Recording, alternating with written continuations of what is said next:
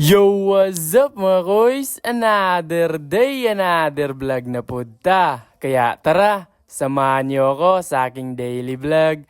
Koys El Kingani! Pagkagising ko nga pala ay nagilamos muna ako at dahil nakaluto na si mama ng itlog at nilagang okra, so kakain na tayo. Tapos na kasi silang kumain. Paano ba naman kasi magda 9 AM na tsaka pa tayo gumising. Tapos etong kapatid ko, tamang kanta lang. Panibagong araw, panibagong pag-asa. Kaya tara, samahan niyo ako sa araw na to.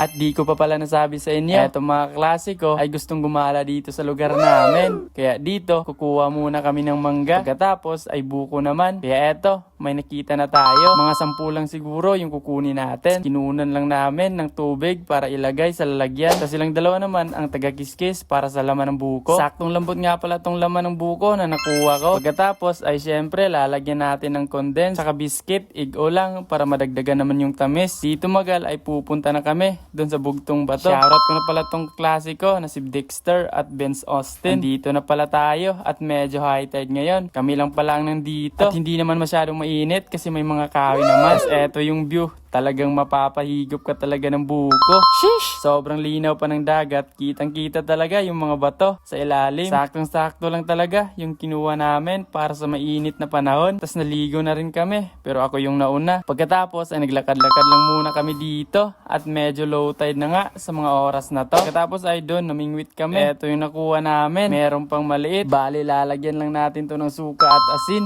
Nagdala na kasi ako. O tawagin na lang natin na kinilaw. At may sili pa nga eh. Siguradong ubos tong kanin natin ngayon. At para lagi kayong updated sa mga latest vlog ko, just follow me.